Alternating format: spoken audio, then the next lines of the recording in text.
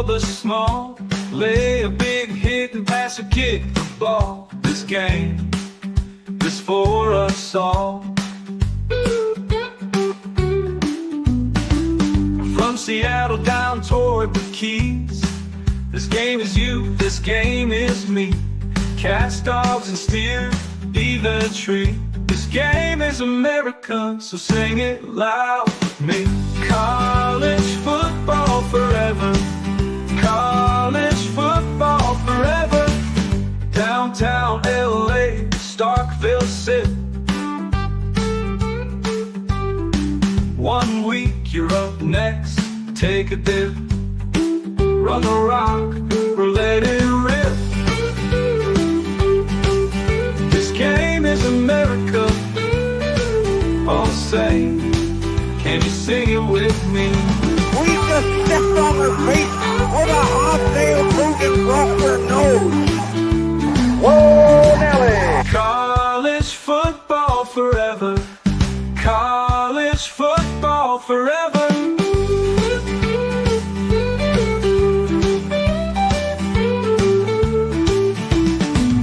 College football forever. College football forever.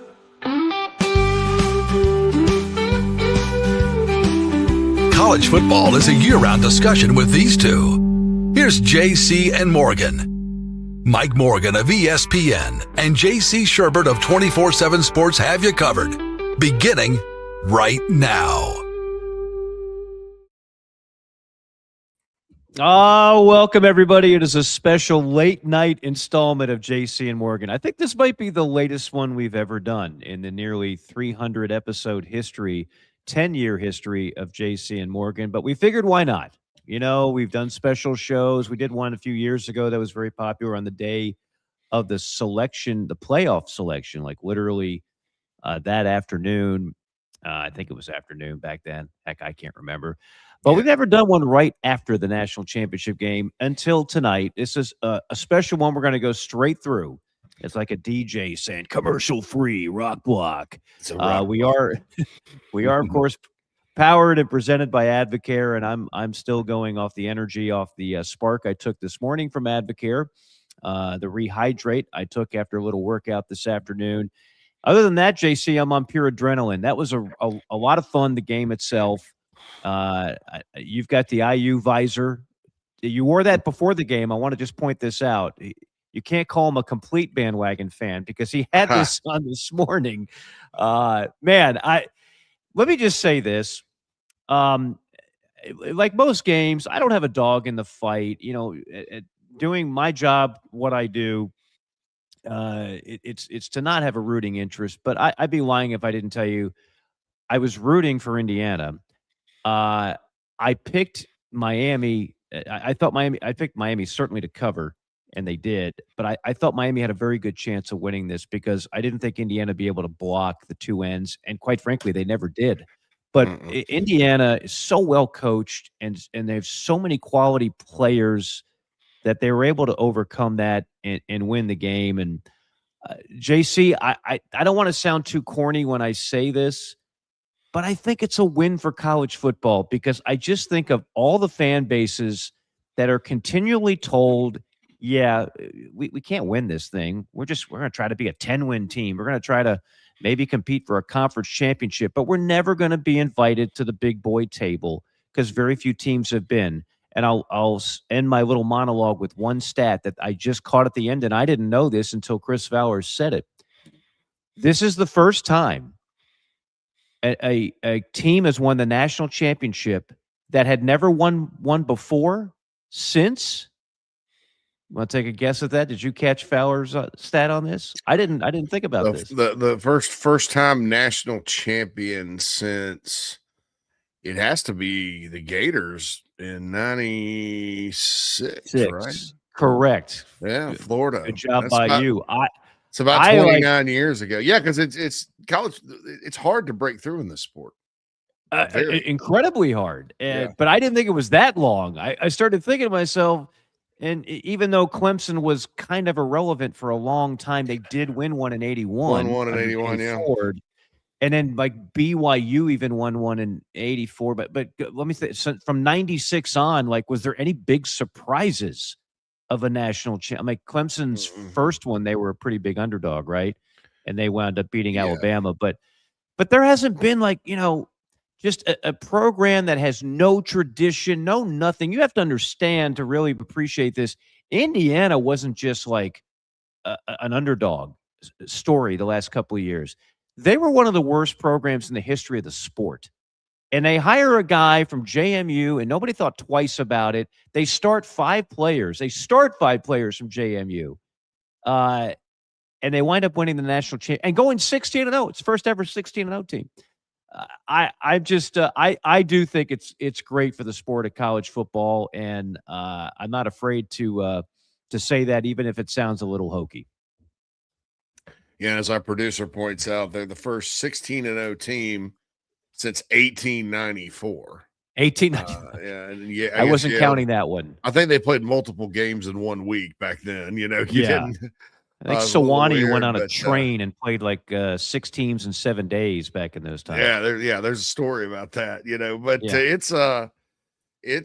but they're the first 16-0 team with the modern era of the game, and it's unbelievable what they accomplished. And you're right about it being good for the sport. The sport has a very large middle class. I don't even know that Indiana would have been considered middle class. No, this is the toughest. They're job in the government there. cheese line, yeah, JC, for a long time. And they, if you look at the basketball schools, that what we refer to as basketball schools, I certainly don't mean that in a disparaging way, but if you look at the schools in the Power Four that are really good at basketball, but also play Power Four football, you look at North Carolina, you look at UCLA, you look at Kansas, you look at Indiana, you look at Kentucky, and Duke. Okay, of those jobs, like when you're just looking at it at face value, where can I win? Like you often say, the path of least resistance. Mm-hmm. What I don't know.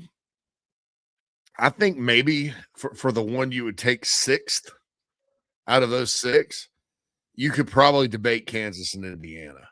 And Duke, because they're kind of it's recency bias. They just won the ACC championship, right? And won one under Spurrier not that long ago. Won there, Elko won there. Now Manny Diaz. You could argue, you can make an argument for Duke just because it's a smaller private school fan base. Obviously, Indiana does not have a small fan base at all. But historically, Indiana, I mean, is it tougher to win there? Kentucky? Well, Kentucky's got better history. Kentucky is is kind of in a little bit better situation being in the SEC as far as access to talent. There's very little talent in the state of Indiana for football. You are like, 2nd and 3rd, and you're not that Purdue's been a bunch of world beaters, but historically they've been better than IU in football as far as history goes. Notre Dame is in that state. I mean, you got to compete with that for what scrap are, and it's hard. And it's a basketball school. Bloomington's in kind of southwestish Indiana. Most of the talent is from Indy North. And you're in the Big Ten, and you've always kind of been the bottom of the barrel in the Big Ten. I mean, it's a tough job. But he's gone in there, and he's what? 27-2 in a national championship and a Big Ten championship in 2 years. That's I don't want to say it's a miracle, but it's unprecedented in this sport that you're right is so hard to win and break through. We've had teams, Mike, in my lifetime that have broken in, played for a championship. Virginia Tech in 1999, for example, and Florida State handled them pretty well. TCU in the playoff era. What happened to them against Georgia? Their dreams 66-3. Dreams were crushed, right? Other than that, it's kind of been the same old teams. So it was even kind of unprecedented for Indiana to get there. And kudos to Miami for getting back and playing for it for the first time since 2002. But man, to win it and to do it in the fashion they did is unbelievable. Because there were times tonight's game was very good, very close game, and I thought Miami would give them a game, and I thought they would cover. I thought the 8.5 was a little bit large, almost didn't cover, but they did.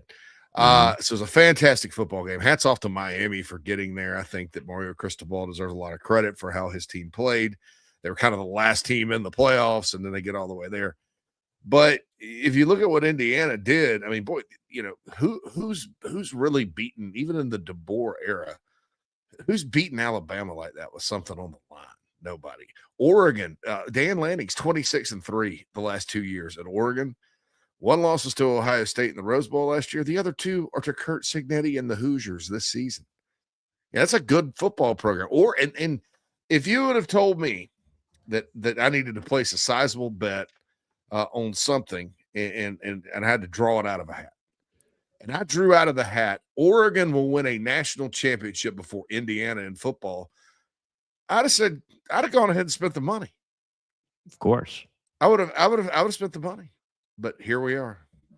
So great and story. This is a phenomenal story. And by the way, let's thank our phenomenal audience. I wasn't sure when we announced this time, as we're now approaching midnight Eastern time, how many people would be able to listen to live. A lot of you, maybe most of you, listen later on Spotify and iTunes and YouTube and everything else. But Rodney, Jimmy, Jacob, I am Burgesson, Darian, Ashley, Harrison, F. Barn, Ross, Cynical Aries, and Philip and Quentin, many more. Brandon, appreciate you tuning in live. It goes to show you, because I know probably just about all of you, 99.9% of you, are not fans of Miami or Indiana, but you love the sport. And college football, I thought this playoff was a win. The ratings, not that that's everything, massive. I do have some friends that went to the game today. The tickets were, if you want to judge on that, way expensive. And of course, it's still sold out. So for all the talk about everything that's wrong with college football, I get it. And you and I made a pact, I think, right around the time the season started. We were not going to go down that trip to negative town and focus on NIL and the portal and everything that's wrong and money and this and that. We had all off season to talk about that. And we might talk about that this off season too. But once the season started and the games were being played, that's really what people care about in the fall and into now January 19th, which that's another story for another time. The fact that we have a title game this late in the year, I think that's certainly, the calendar is still very much fixable, in my opinion.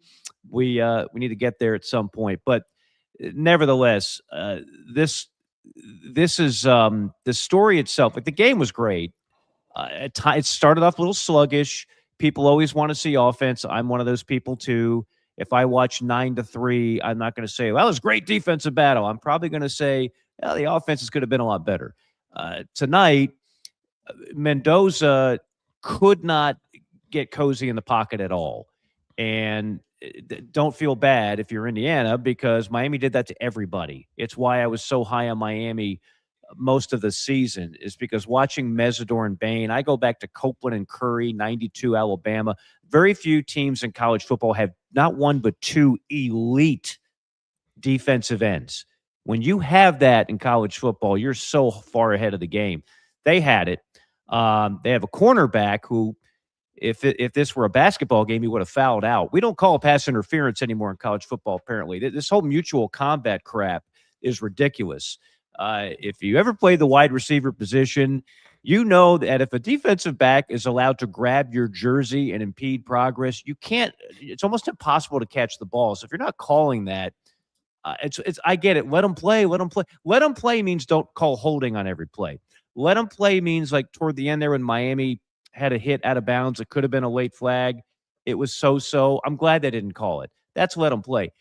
Just letting guys clutch wide receivers and not allowing the passing game to be successful, that's not letting them play. That's just stupid. But that's, again, another story for another time.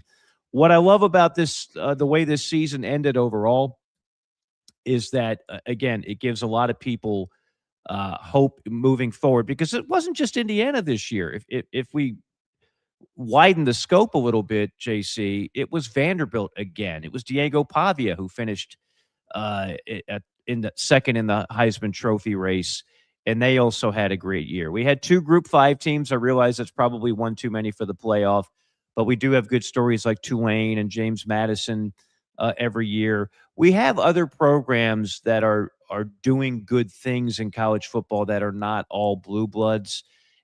If there's one thing that you can look at, and I'll say this, Texas Tech is a great story predominantly because of a man named Cody Campbell, who I give him all the credit in the world. Yeah, he got a lot of money. He doesn't have to spend it on college football and basketball and softball, but he does for his beloved Red Raiders. I know Mark Cuban was on the sideline. Mark Cuban, if you watch Shark Tank, is very, very rich, but he's also very thrifty at the same time. I'm not so sure he gives that much money to Indiana football. Their story's different than Texas Tech. Texas Tech went and spent $7 million on their defensive line, and it looked like an SEC defensive line. Indiana started 5 James Madison transfers, started some other kids that had no stars or 1 star or 2 stars. Like the other kid, wide receiver Becker out of Nashville, he went to a small private school. When he was at Indiana, when Cignetti got the job, he told him, look, you're probably not even going to make this team, but we'll give you a shot. He ran off every other wide receiver that was on the Indiana roster. I did a little deep digging. That kid was like a stud wide receiver and track star. He was winning track championships in the 110-meter hurdles. He's an athlete. But for whatever reason, JC, in the world of evaluation, some of these guys just fall through the cracks. And Indiana is full of a bunch of those. So I've heard the analogy of Indiana. They probably have a sugar daddy and Big Ten money like Texas. They're really not the same. It's not the same story, folks. They didn't win this, and they didn't put together that roster based on a massive payroll at all. No, now they do have some resources. I mean, they Sure. invest just like every other school in a power conference, but because even the guys that they got, the guys from James Madison, the guys that they did get through the portal, the guys that were there that were good that did not leave when a new coach came in. They even probably had to spend money on that because they were 3-9 football team, and I thought Tom Allen did a pretty good job as the head coach there. I thought that was not bad. They had the 1 year with Michael Penix during the pandemic where they were good, but they don't. Yeah, it's nothing. It's not anywhere close to Texas Tech. It's an old fashioned. He's out evaluated everybody because look, people can talk about the talent level all they want. The talent level on the field tonight, I think Miami was better in some spots, but Indiana was better in others. There's 16 future NFL draft picks on this Indiana team. They have talent. What they didn't have was like known talent, raw, like the projected talent coming in, the recruiting rep with a lot of guys. Some people have Mendoza 4 stars coming out of high school. He's a borderline guy. Most had him 3. And then the center, is it Coogan Notre Dame. from Notre Dame? He was and that's Pat Coogan sounds like a Notre Dame offensive lineman's Doesn't name, he? right? Yeah, he sounds like a center. That's a great. You could even put a Meister on the end. Yeah, of it. Cougar Meister, Coogan Meister. But but other than that, 6 guys or so. Some of the better players did come from James Madison and from the state of Virginia, which is a good talent producing state. There are some from right there in Indiana, though, pretty good football players too. So I'll give you a guy. Yeah. Go ahead. I'll give you a guy. I don't know his hometown, but I know he was one of the JMU 5. And he doesn't get talked about enough, and he won't be remembered in this game because he didn't find the end zone. They don't win that game without Kalen Black, the running back. That dude, 17 carries, 79 yards, 4.6 on the ground. But, man, what he does, gut punch, keeps the defense honest, gets the most out of every single run. I mean, he never, ever gets hit backwards, misses a crease. If there's 3 yards to be had, he'll give you 5. If there's 6, he'll give you 8. Uh, 2 players, Kalen Black, love that kid. And I'm going to give you another one. D'Angelo Pons, all 5'9", 170 pounds of him. He's going up against 6'3", 6'4" Miami wideouts, and he's making plays left and right. I've always said the notion that, well, I mean, if you got 6'3" wideout, you just throw a bunch of jump balls. Nobody can't. That's bogus. A great defensive back can break up plays like that on positioning. He was just a blanket out there. Absolute blanket. And I guarantee you he didn't have a lot of stars because he's just undersized. But those were 2 guys that, again, won't be remembered. It's all going to be Mendoza, the 4th down call by Cignetti, balls, and the run by Mendoza just opening up his rib cage to a shot and putting the ball in the end zone. I mean, I thought it was crazy to go for it on 4th down. I'm not going to lie to you. I'm like, what are you doing? I was like Adrian in Rocky 3 when Rock goes back in the ring against Hulk Hogan. What are you doing? That's what I was yelling at the TV. And then he calls a quarterback draw for a less than fleet of foot Mendoza, and he puts the ball in harm's way, and they get the touchdown. But anyway, that will be remembered. That's the Heisman moment. That's the championship moment. The block punt would be another. But those 2 kids I just mentioned, big part of why Indiana is 16-0. Absolutely. D'Angelo Pons is what a night for him. He played high school football at Chaminade Madonna in Broward County. Another Miami kid. Originally from Miami. And sometimes you have 5'9" corners and 5'9" receivers that are really good, Mike. They tend to play with a chip on their shoulder, and he is very good, a very good player. And then the running back you mentioned, Black, I think is his name. He is from Virginia Beach, so 7'5", so 2 big talents next to his name. They were 2 or 3. James Madison, I think, was FCS level when they. That's they right. He was there. He was an FCS recruit. And you look and at those 2. I mean, Black is 5'10", 210. That's not overwhelming size. Right. Probably was not a big 40-yard dash guy, but but these guys. A lot of them are very talented players. I thought their line of scrimmage, Indiana's, now they probably don't have as many NFL guys on either line of scrimmage as the U does, or as most teams do. But they play tough and hard and together, and they play the game the right way, and they play with toughness. And I think that's a big difference, too. I mean, I watched Indiana play Notre Dame in the playoff last year. I think the lines of scrimmage for the Hoosiers this year were significant. Now, whether that's returning players developing, whether that's new guys in there, whether that's they had some injuries up there last year in the playoff and those were backups. The guys up front on both sides of the ball, to me, for Indiana were much, much improved. I noticed that against Oregon, against Illinois, Oregon, and the first time they played them against Penn State, when they got the heart of their schedule, when they had to go to Iowa City and win a game, I said, well, this is a different team, because last season when they went to Ohio State whipped their butt and got the best of them. Notre Dame whipped their butt and got the best of them. They didn't really play anybody else. This year, they answered all comers with, a lot of returning skill talent, but also improvement on the lines of scrimmage and just sheer will and execution. On offense, it was execution. On defense, it was what they call assignment football. So 2 coaching cliches, or the root cause of Indiana football winning the national championship here for the 2025 season. We have to at least mention Miami in this whole thing. I'm very curious how Miami is like Miami's going to keep spending a lot of money, and they're already being rumored to get the Mensa kid from Duke as the possible next portal guy at quarterback. I talked about this on the morning show today. For a lot of programs, that's just they're going to be their answer. That's going to be their MO. They're not going to recruit quarterbacks, develop them, redshirt them, let them earn their starting role, and then play them for 3. That's for a number of elite programs. That's just not going to be the ticket. It's going to be what Miami's doing. Last year, of course, it was Cam Ward. This year, it's Carson Beck. Next year, it's going to be somebody else. There's plenty of other programs that have been doing that. But I don't know if they're going to have this level of team again. They struck gold with this roster. You and I talked about it way back when in September when they throttled Florida State and Tallahassee when Florida State still had a pulse. And you just watched them and you're like, my Lord, there's NFL talent all over the place on that team. And Cristobal has kind of ironed out some of his clock management flaws and everything else. And all of a sudden, maybe the U was back.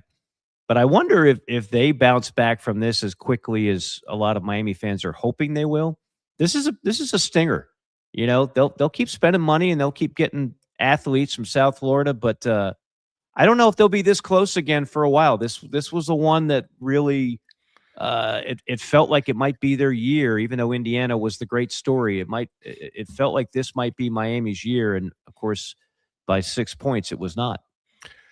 Yeah, I felt like I feel like what they'll do is continue to invest down there. They've obviously figured out how to get their players large NIL deals, and I guess they have people that kind of facilitate that. If you look at what's happening with Menza, the quarterback from Duke, that they kind of struck out on some quarterbacks, and then they just said, well, let's just go get him.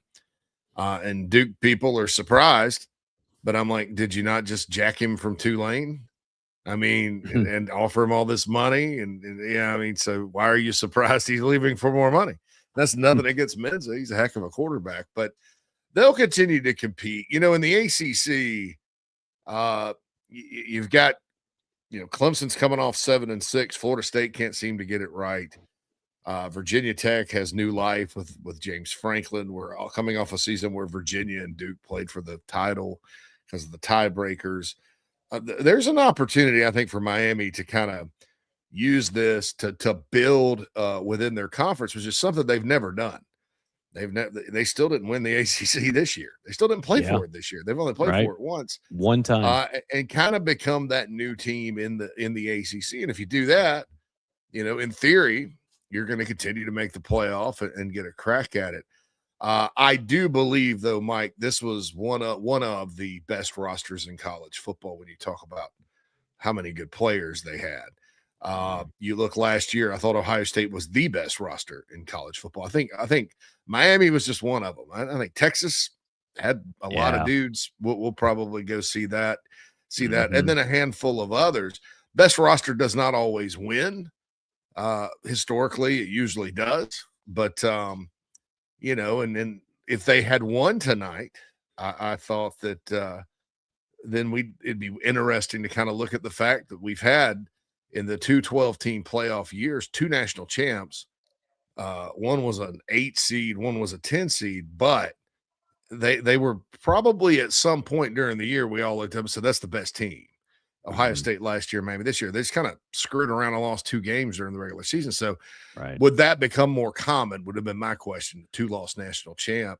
But it wasn't meant to be. It's right back to the same old beautiful record that for the champion, and Indiana does have a big one. But moving forward, I think the next step for Miami, it almost sounds like a step back, though, is to kind of get out there and be the best team in the ACC moving forward. And I think with Mario Cristobal there, this getting to the championship game and playing for the championship, probably very cathartic for this program because it's been a while. And if they're going to be back, you can't just have one good year and then go back to being, that you got to be this you from now on. I will say this, say what you want about the ACC in Miami and Florida State. We know how desperate they were to get out of it. What they did settle on was they're like Notre Dame in that Miami gets 100%. I think the number, they've already made $20 million on this playoff run. It would have been 32 had they won the national championship. SEC school does that. Big Ten school does that. That's spread throughout the conference. Miami and Florida State said, no. We don't want to do that anymore. We're not paying for Wake Forest's weight room. If we go and make a playoff run, we get all the cash. So Miami just did make $20 million. And they got a couple sugar daddies. So maybe the ACC is not so bad for Miami. And it's the path of least resistance if you want to go ahead and go to the playoff, right?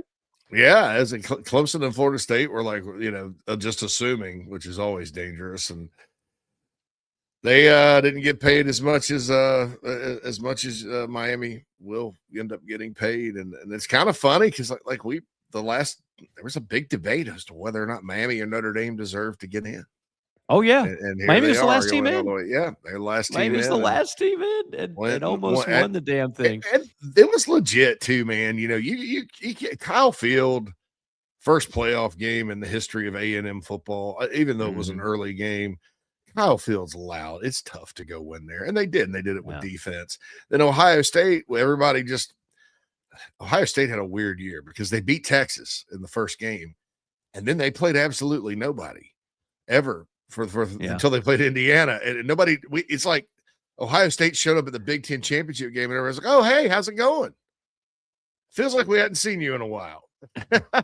But they were still considered, a favorite to get to win it all again. Ohio State's got a very good roster, very talented, and Miami jumped on them and won it out there. They got hot and won it, then held off the other.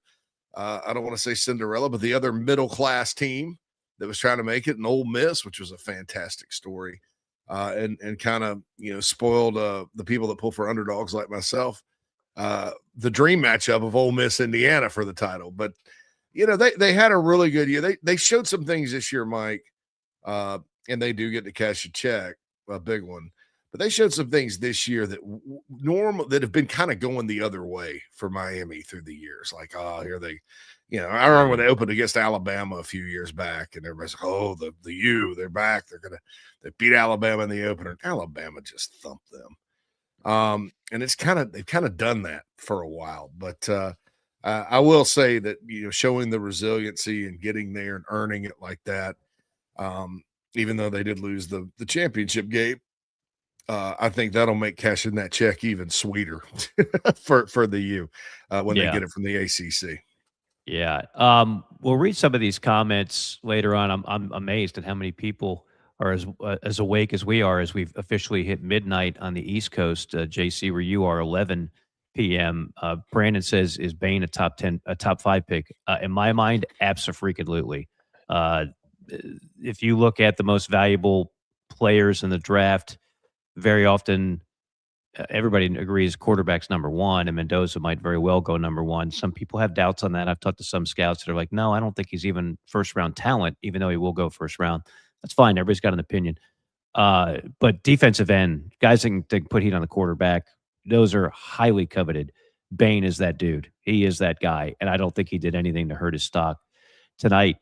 One other conference comment.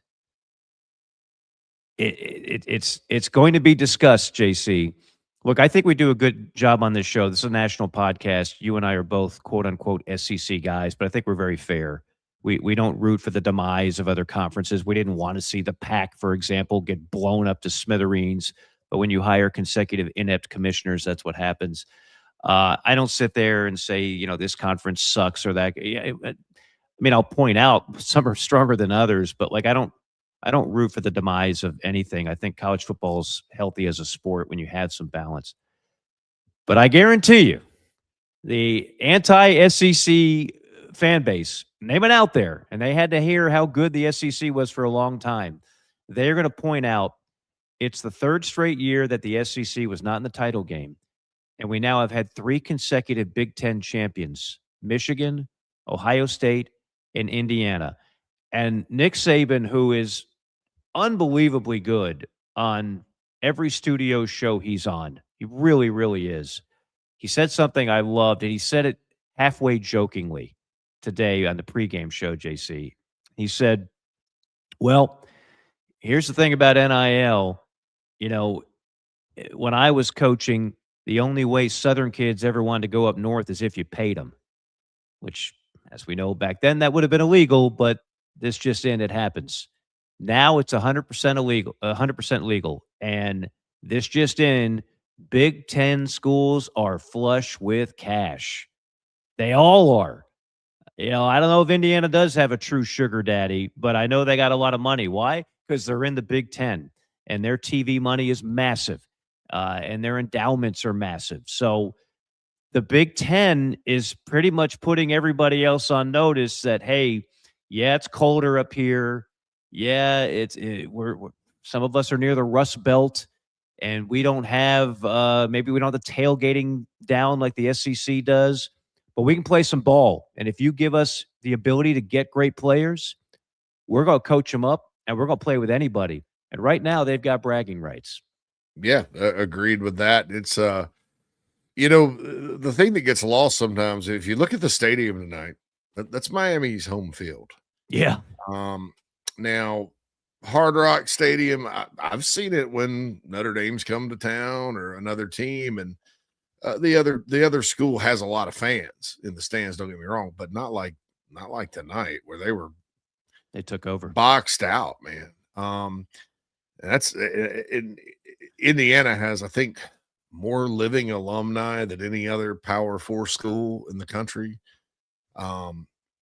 The Big Ten schools are enormously gigantic schools. They always have been big land grant schools, the vast majority, with thousands of alums. I mean, that's why when you like go to a bowl, we used to go to bowl games back in the day where the SEC teams would go down to Florida, Tampa, Orlando, wherever, and play Big Ten teams. The Big Ten folks would show up, and heck, they'd have half the stadium. And you're like, man, that's a long drive or a flight or whatever for Iowa to come to Tampa. Number one, any excuse at all to go to Florida in January if you're from up in the Midwest. But number two, there's just a lot of them. There's a ton of them. I mean, I work in digital sports media. I did it at the national level at rivals.com and at 24/7 Sports, and looked at the different markets, and the Big Ten markets, it's math. I mean, they're huge markets because there's a ton of people and a ton of passion, and they absolutely love football. They do it differently in the South.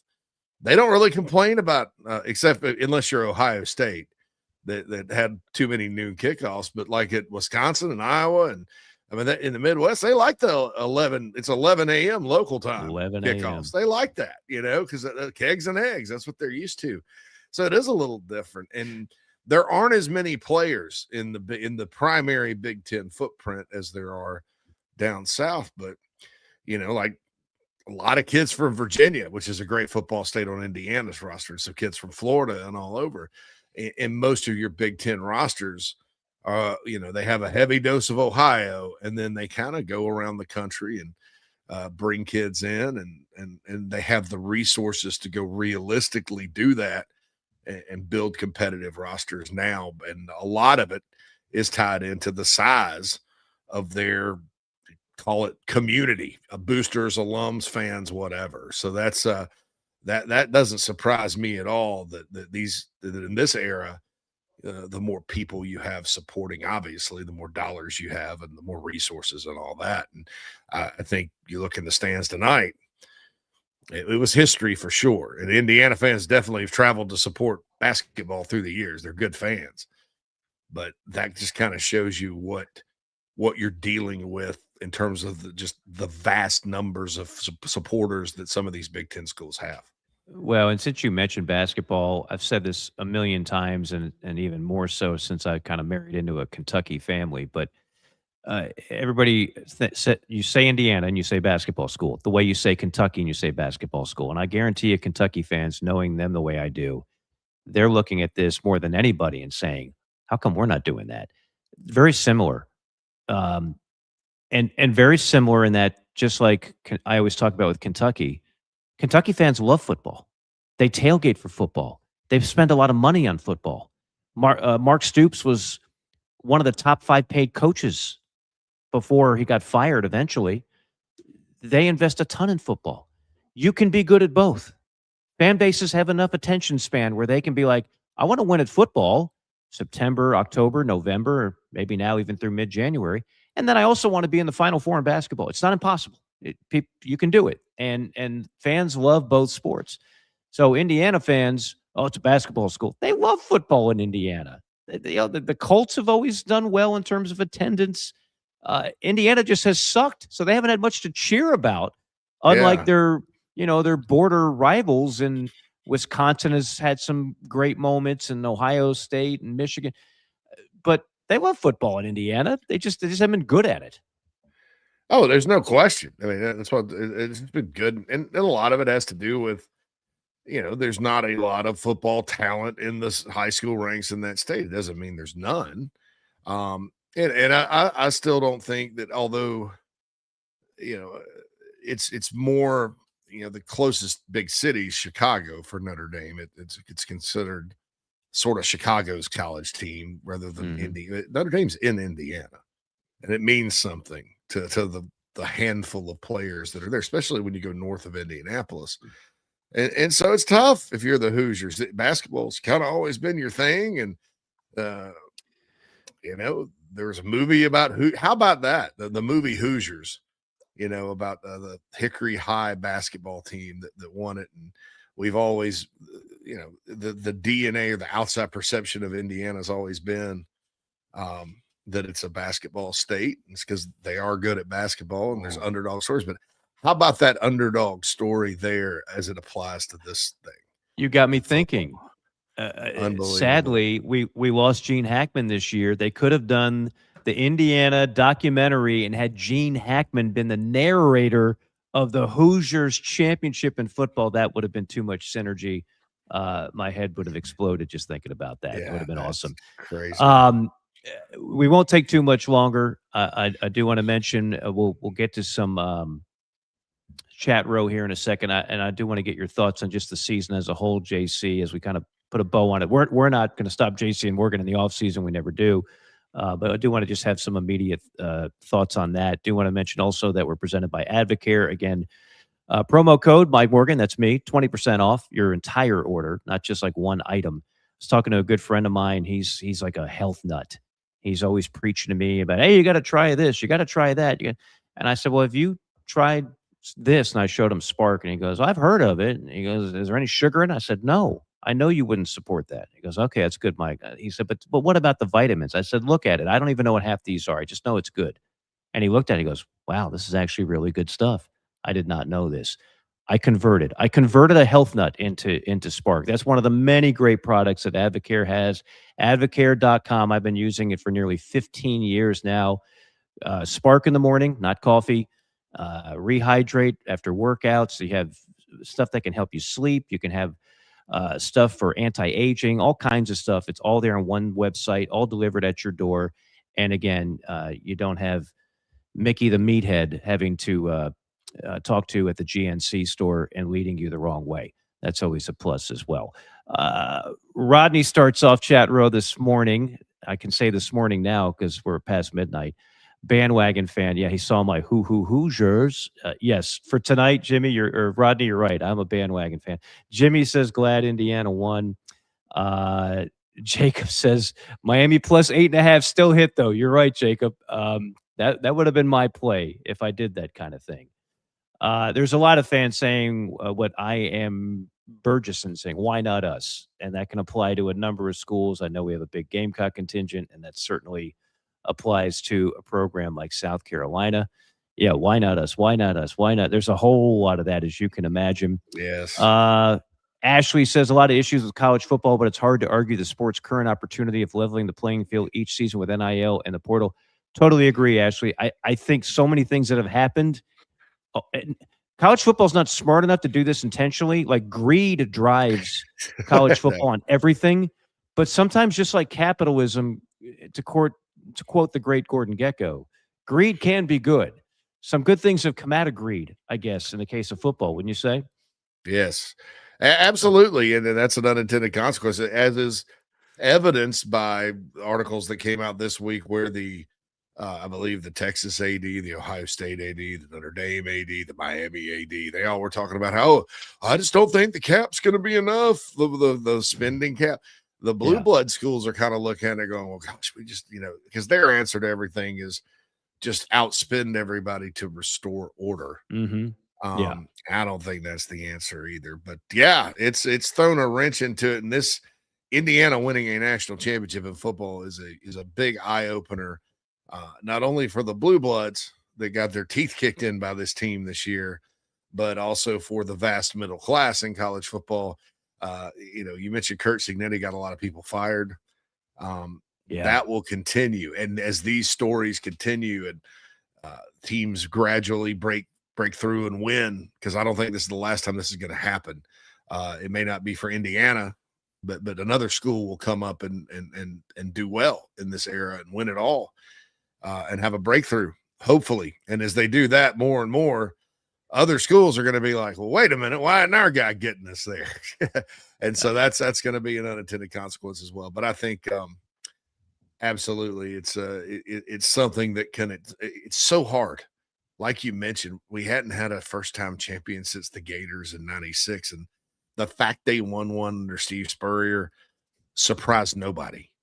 It wasn't like this. There's been underdogs and underdog upsets and things like that, Mike, but very few times where the underdog's gone home with the trophy.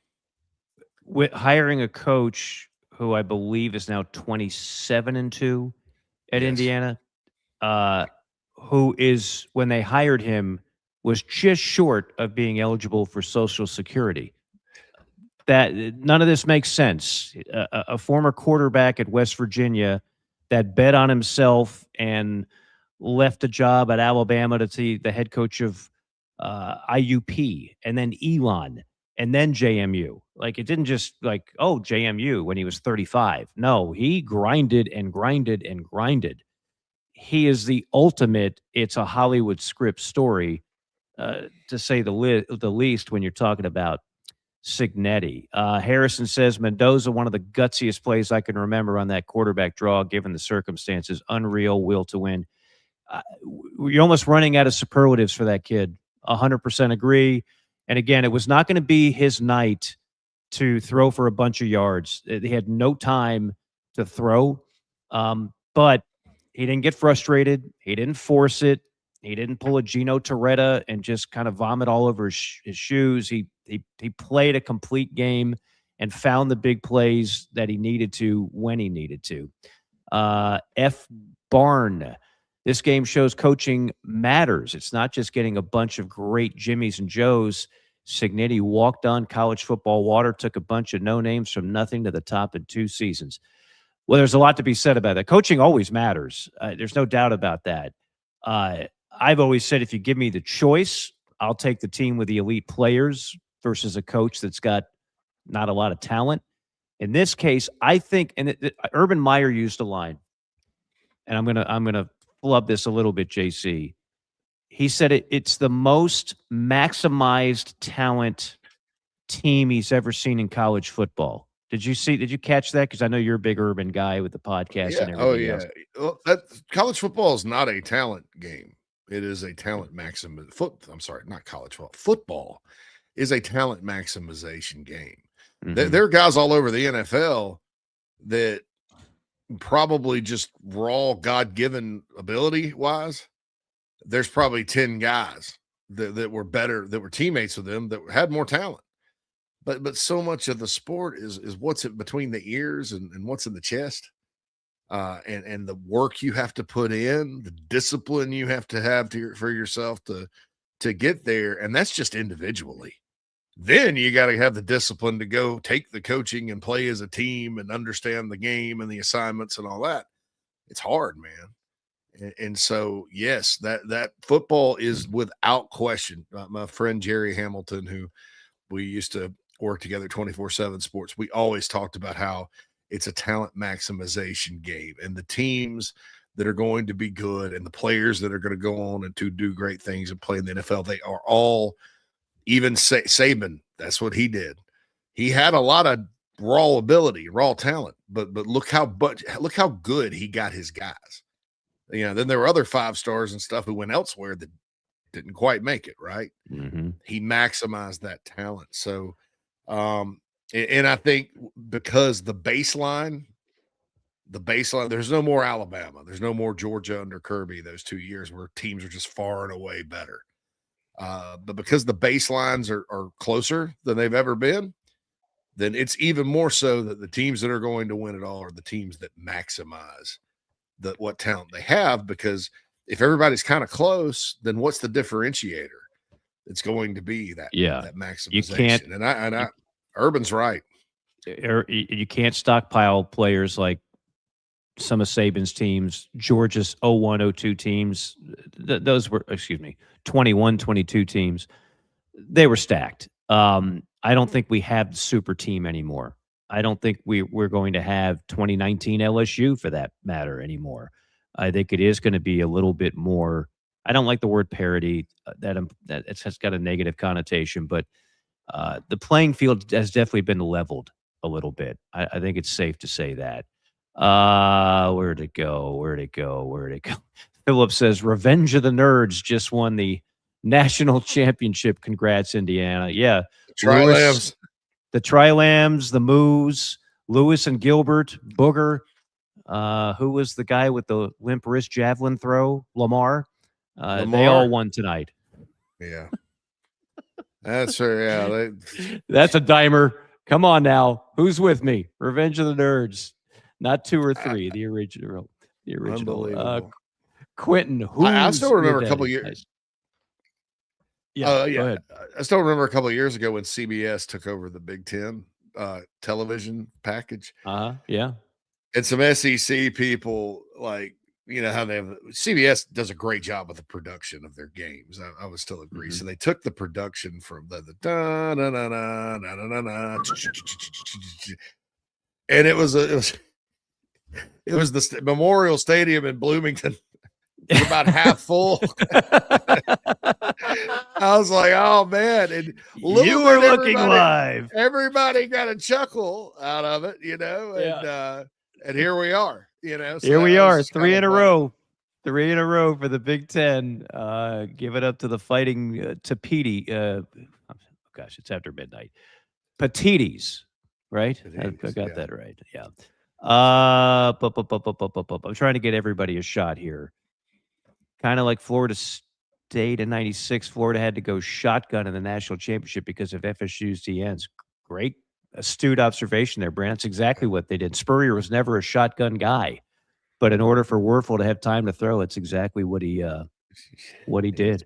Ross the Boss, South Carolina 2026 national champs. Hey, there's a lot of schools saying that right now. Why not us? Why the heck not us?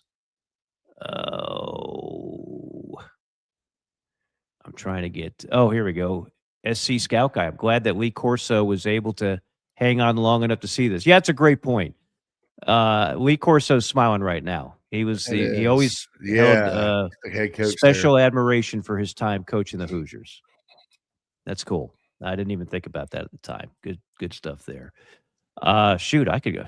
You folks you guys are great. I mean, we are after midnight, JC, and the chat row is just on fire right now. I could go do this for another hour. After the good stuff. All right, let's put a bow on it because I know everybody does have to get some sleep here tonight, including you, JC. Just put a bow on the season as a whole. And take this national championship game out. We're still in the middle of the portal going on right now. As of right now, it's still a 12-team playoff. The SEC and the Big Ten can't agree on that. Money is still, college football is flushing cash. Some schools are spending reportedly $40 million on rosters. So what do you think? Well, what do you think of 2025? What do you look forward to in 2026?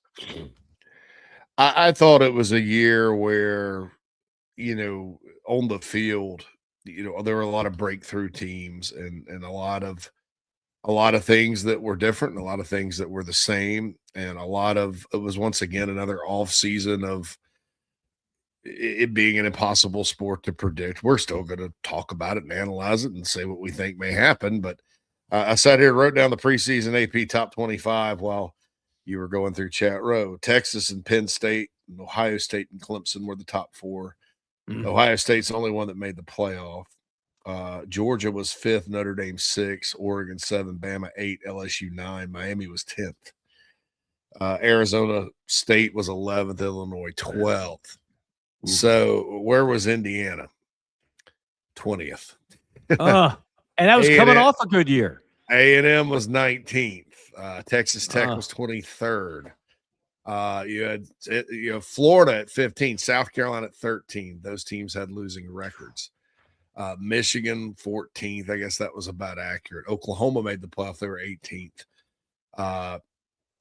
So it just was one of those things where it's getting hard with the roster transition. And then now, I think that a lot of the media, they were kind of still hanging on to this notion of the blue chip ratio, which is totally dead now, right? It was kind of a Captain Obvious thing anyway.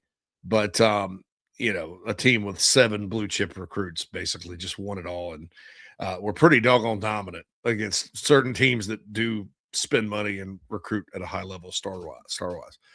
I think people were hanging on to that. So I think what this is going to do is maybe reassess how we evaluate, continue to help us adjust and come into this era of college football. Because it's like we talked to Phil Steele over the offseason. Well, when you watch and see what Ohio State did and how they won it, they had an older team that had a lot of returning players. They got Judkins and a couple of other guys out of the portal and added pieces to win it all. But they were still like a lot of veterans. So that's why everybody got behind Clemson and Penn State and teams like that. Like, okay, they're the homegrown. That's the way to go. Not this portal stuff, because Ole Miss went 9-3 and missed the playoff. Wow. Well, okay, that's 1 year. So now we go into this year, and that kind of got turned on its head a little bit, right? And so, and I think it's going to take years for all of us to figure that out. But this is once again a narrative busting year. The team that got the trophy at the end certainly bust all narratives and all that we've known about the sport and turns it on its head.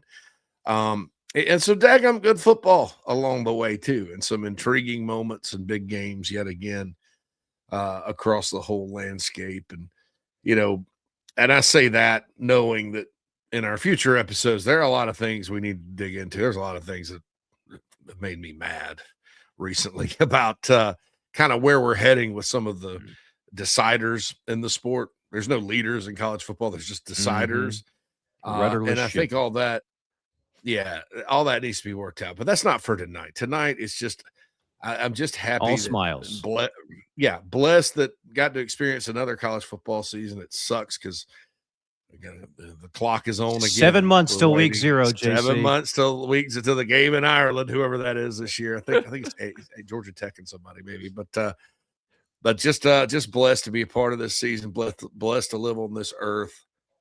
To see Indiana win a national championship in football, it was just a great experience yet again, getting to see everything and watch all the teams compete, and we'll see what happens next year. We shall see, but this is not good night. Well, it's good night for us now, but it's not goodbye for us because we'll be back next week, and we do shows throughout the off season. We do a lot more interviews, as you folks know. So the great thing about college football, it truly is a 12-month out of the year sport, and that's good. Yeah, missing Tim Brando and Tom Luganbill, yeah. It's about time to get those guys on. I know. We got some great guests that we can't really squeeze in during the fall, but we'll definitely get in during the off season. Want to thank everybody tuning in live, and a lot of you I know will listen later on, and if so, hopefully you did get a good night's sleep. For the Mad Dog, Phil Molinax, doing great duty here late at night as well. For JC, it's Mike saying so long. Thank you for tuning in to a special installment of JC and Morgan.